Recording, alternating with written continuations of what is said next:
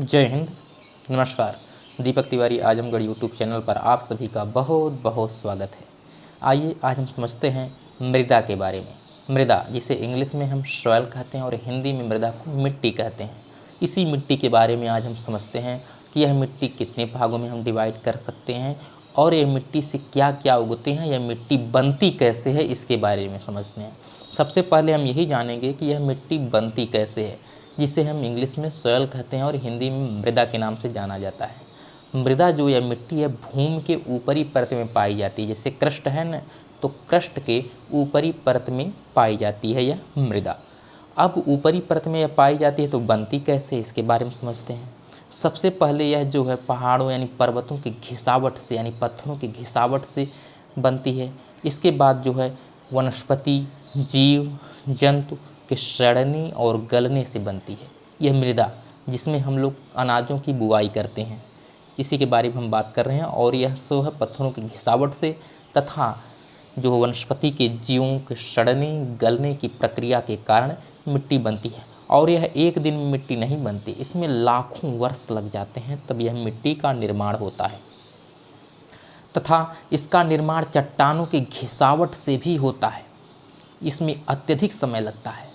मिट्टी के अध्ययन विज्ञान को हम मृदा विज्ञान के नाम से भी जानते हैं, जिसे यदि हम इसके अध्ययन की बात करें तो इंग्लिश में हम इसे पेडोलॉजी भी कहते हैं। कभी कभी एग्जामों में यह पूछ देता है कि मिट्टी के अध्ययन के विज्ञान को हम क्या कहते हैं, तो पेडोलॉजी कहा जाता है। इसके बाद समझते हैं कि मिट्टी जिसमें फसल को उगाया जाता है उसको हम कितने भागों में डिवाइड कर सकते हैं। अभी हम मिट्टी के प्रकार नहीं बता रहे हैं, हम मिट्टी के ऊपर पाए जाने वाली मिट्टी को बता रहे हैं। भूमि की सतह के ऊपर पाए जाने वाली यानी क्रस्ट के ऊपर पाए जाने वाली मिट्टी की बात कर रहे हैं। इसको हम कितने भागों में डिवाइड कर सकते हैं, जिसमें हम फसलों को बोते हैं, उसके बारे में समझते हैं। देखिए, इसे हम 5 भागों में डिवाइड कर सकते हैं मूल रूप से। आप लोग एक कलम और कापी लेकर के बैठिए, जिससे आप लोग अच्छे तरीके से नोट कर सकते हैं। तो इस मिट्टी को हम 5 भागों में डिवाइड कर सकते हैं, जैसे जिसे हम प्रोफाइल के नाम से भी जानते हैं। हिंदी में देखा जाए तो यास्मन परिच्छेद के नाम से जाना जाता है, जिसे हम प्रोफाइल कहते हैं। इन सारी मिट्टियों को मिला दिया जाए तो यह मुख्यतः 5 प्रकार की होती हैं। अब कौन कौन होती हैं इसे देखते हैं। जैसे होरिजोन ओ होती है, यह पहली मिट्टी होती है। इसमें उसके बाद दूसरी देखें तो होरिजोन एडी होती है। तीसरी मिट्टी देखें तो होरिजोन बी होती है। चौथी होरिजोन सी होती है तथा 5वीं जो है होरिजोन आर के नाम से जानी जाती है। अब पहली मिट्टी जो होरिजोन ओ थी उसके बारे में समझते हैं। इसे हम ह्यूमस कहते हैं। क्या कहते हैं इस मिट्टी को? ह्यूमस कहते हैं। अब इसका निर्माण कैसे होता है यह भी समझ लेते हैं। यह मिट्टी का सबसे ऊपरी भाग होता है, यानी क्रस्ट का जब देखेंगे जिसमें हम अनाजों की बुआई करते हैं, जिसमें से अनाज उगता है, यह सबसे ऊपरी परत होती है, जिसे हम होरिजोन ओ के नाम से जानते हैं। यह सबसे ऊपरी भाग होता है। इसमें सर्वाधिक मात्रा में जो है कार्बनिक पदार्थ और खाद्य मौजूद रहते हैं। यह जंगलों में सबसे अधिक पाया जाता है, क्योंकि आप देखते होंगे कि जंगलों में अधिक से अधिक जो है वहाँ पर वनस्पतियाँ गिरती हैं और वर्षा होती है तो वह सड़ जाती है, तो जिससे अधिक मात्रा में वहाँ जो है खाद्य पदार्थ एकत्रित रहते हैं, जिसे हम ह्यूमस कहते हैं। वहाँ पर किसी प्रकार की यदि आप बुआई करेंगे किसी फसल की तो वह बहुत अच्छी उगती है। जैसे आप लोग देख लीजिए झूम की खेती। अब झूम की खेती कैसे होती है? झूम की खेती इसी प्रकार होती है। वहाँ पे अधिक मात्रा में जो है ह्यूमस रहता है और वहाँ पर जो झूम की खेती की जाती है, कुछ वर्षों बाद फिर वह लोग दूसरी जगह जा कर के काटते हैं फसल, जो वृक्षों को काट करके फिर वहाँ बुआई करते हैं। तो इस प्रकार झूम की खेती की जाती है। तो यह जो है अधिकतर जो है जंगलों में पाया जाता है, लेकिन ऐसा अन्य जगह भी पाया जाता है, लेकिन थोड़ा सा कम मात्रा में पाया जाता है। जंगलों में वनस्पति के सड़ने गलने से वहाँ पर जो है अधिक मात्रा में पाया जाता है। आइए समझते हैं दूसरा, जिसे हम होरिजोन एडी के नाम से जानते हैं।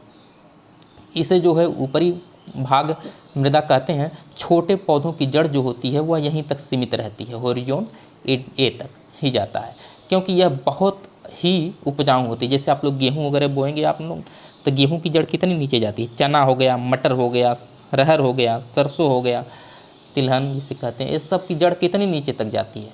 सोचिए आप लोग, तो बहुत कम नीचे तक जाती है।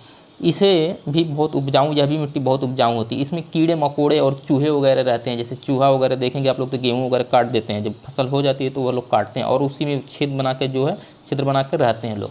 तो वह जो है होरिजोन एडी तक ही लोग रहते हैं, उसके नीचे नहीं जाते हैं सब कीड़े मकोड़े। और दूसरा देखते हैं होरिजोन बी। दूसरा क्या है? Horizon B. बड़े पेड़ों पौधों की जड़ जो है होरिजोन बी तक ही सीमित रहती है। जैसे आप लोग आम का देख लें, नीम का देख लें, इन सब की जो जड़ें होती हैं वह होरिजोन बी तक ही जाती हैं। देखिए बहुत इंपॉर्टेंट क्वेश्चन है यह, और जो है बहुत इंपॉर्टेंट क्वेश्चन है, और बुक से देखेंगे आप लोग तो बहुत महत्वपूर्ण चैप्टर है यह। तो इसे आप लोग अच्छे से पढ़िए और लिख लीजिए नोट बना करके। होरिजोन बी जो है, इनकी जड़ें जो होती हैं इसमें, जैसे बड़े वृक्ष हो गए, उनकी जड़ें जहाँ तक जाती हैं उसे होरिजोन बी के नाम से जाना जाता है।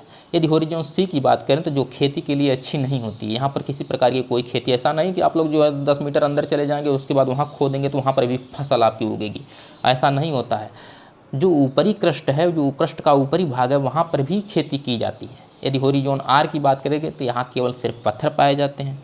हम आशा करते हैं कि इस चैप्टर्स में आप लोगों को बहुत अच्छा ज्ञान मिला होगा। इसके बाद हम बात करेंगे भूगोल के प्रकार के बारे में, भूगोल के अनुसार मिट्टी के प्रकार के बारे में, और स्थलबद्ध मिट्टी किसे कहते हैं, इसके बाद स्थानांतरित मिट्टी किसे कहते हैं, मिट्टी के प्रकार कितने होते हैं, इसके बारे में जानकारी प्राप्त करते हैं। मिलते हैं अगली वीडियो में, तब तक के लिए धन्यवाद।